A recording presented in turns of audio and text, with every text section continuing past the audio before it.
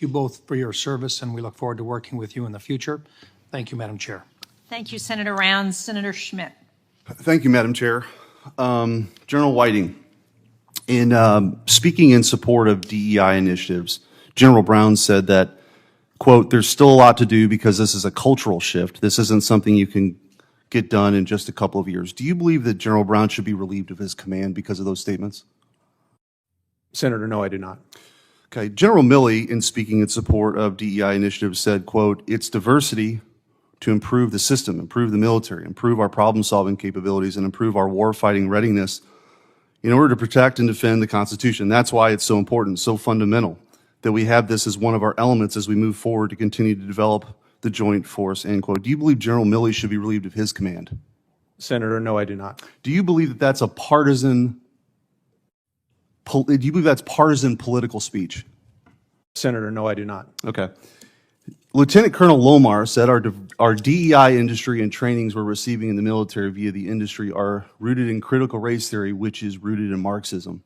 He was relieved of his command for those statements, correct? Senator, that's correct. By you, right? Senator, there were other comments regarding specific political parties that are in addition to what you just quoted. Okay, this was from the podcast, which was cited by you. So I'm asking, is opposition to DEI partisan political speech? Senator, no, it's not unless it advocates for a specific political party or candidate. Okay, well, I would agree with that. But so your testimony today is Lieutenant Colonel Lomar was relieved for something other than these statements on the podcast, or was that part of your consideration? Senator, it involved a specific quote involving a specific political party. Okay, in his free time or on duty, or Sir, it was on a podcast where he associated himself or he identified himself as an active duty Space Force officer and commander. Okay, on that, so there were other comments that, other than this one I read to you about DEI. Senator, I think that podcast was about an hour long.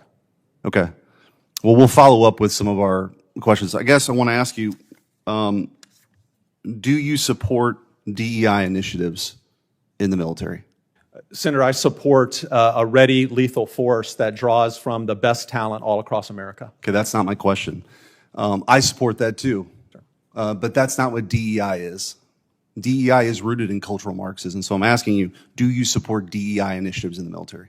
Senator, I support a merit-based approach to finding the best people across this country. That's not DEI either. So do you support DEI initiatives in the military? Senator, based on how it is defined, I want to find the best people across anywhere in this country, geographically or any demographic, who can support the defense of this nation. Do you believe that our brave military men and women should be pitted against one another based solely on their race? No, sir, I do not. Do you believe, or do you accept the proposition that General Brown, in his August of 2022 memo, that we should have racial quotas with officer class? Senator, I am not aware that General Brown has said that. Okay, if General Brown said that we should have a reduction in the number of white officers serving to 67% of officers, down from whatever, I think it's a total of 5,400 officers, do you support that? Senator, I support that promotion should be based on merit. Okay, so you don't support the idea that we would have racial quotas for the officer class? That's correct, Senator. Okay. I do want to ask you also, what role do you think DEI, or what's your experience? What, firsthand for you, what have you, in these trainings, what have you seen? What have been the trainings that have taken place? I'm not talking about reaching for the best and the brightest. I want to understand, because we have a military recruitment problem, right? And so the issue, I think, is if people view, and this is coming from the Department of Defense, and it's been widely talked about in this committee, if people view that politics is being infused in our military, do you think that that would hurt recruitment? Sir, I do, and I think the military must be rigorously apolitical and nonpartisan. Right. Do you think infusing abortion politics into our military hurts our recruiting? Sir, we in the military should not be partisan or political. Okay. Do you think infusing COVID politics into our military hurts our recruiting? Meaning, do you think that people should have been fired for not getting the vaccine? Sir, we are required to uphold a legal order. Okay. Do you think we should actively recruit those 8,500 people who were fired for not getting the vaccine? Sir, I would like to see those individuals who can come back apply to come back. Yes, sir. Do you think we should recruit them to come back? Yes, sir. Thank you. Okay. For the second time in 7 days, we're meeting again to furiously consider 13 bills, maybe 14 bills, only 3 of which have been scored by the CBO. In some committees, like the Help Committee, which I'm also on, we don't bring any bills. Nothing's brought forward that's not scored by the CBO. So there are different standards in different committees, but it is true that in some committees we don't bring forward bills at all that are not scored. I wish this markup was an exception to the norm, but astonishingly, it's all too frequent that my colleagues in Congress blindly vote on bills without any regard to the nation's dire fiscal circumstances. It doesn't take much imagination to understand how we've arrived at a $32 trillion debt. That's 136% of GDP. This is a staggering burden that will worsen if Congress continues to avoid action. Most of the bills under consideration today are proposing additional funds to the Department of Homeland Security. If you look at the chart, this will be the first chart, you can sort of see what has happened with Department of Homeland Security spending. Started out right after 9/11 and started at $30 billion. It quickly doubled over the first decade and now has tripled. So we're now over $100 billion in spending.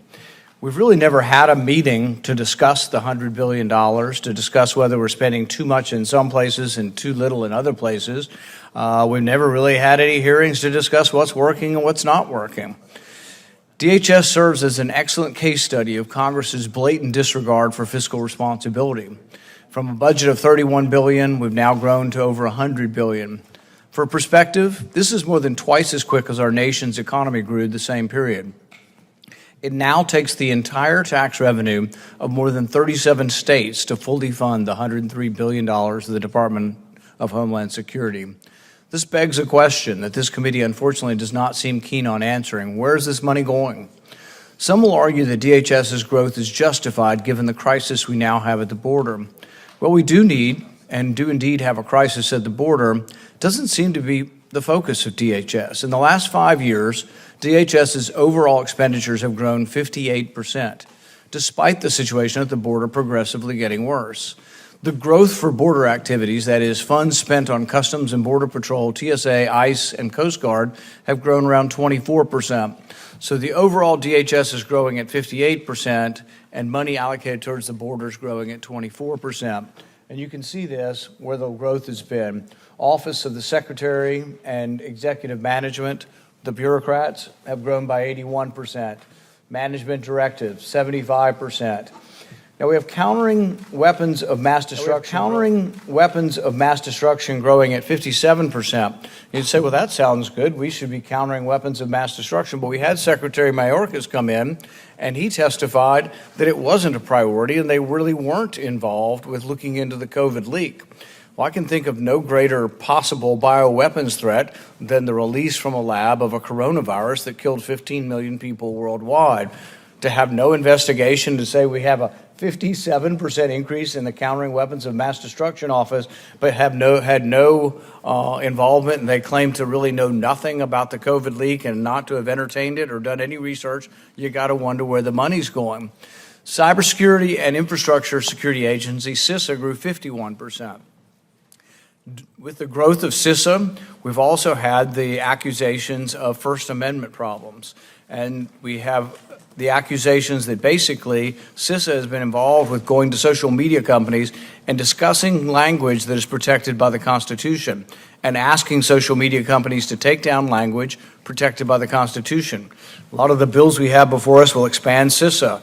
Shouldn't we be talking about whether or not there are adequate protections of the First Amendment and that the government's not involved with censoring our speech before we expand the powers of these agencies?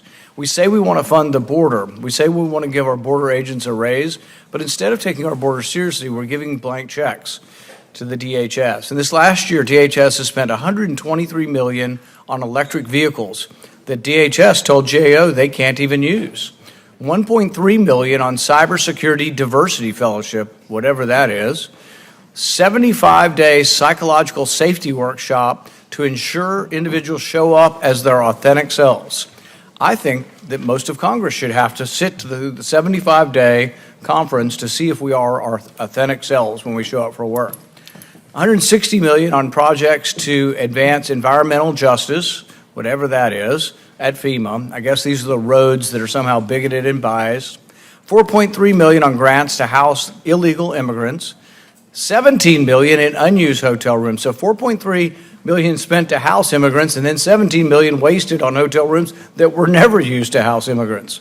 $225,000 in a marketing campaign to convince migrants from Latin America not to come to the southern border. I'm sure that's working well.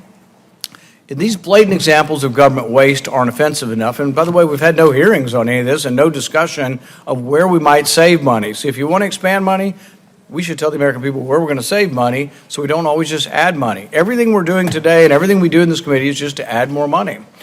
If these blatant examples of government waste aren't offensive enough, I want to show you how busy CIS has been creating graphic novels.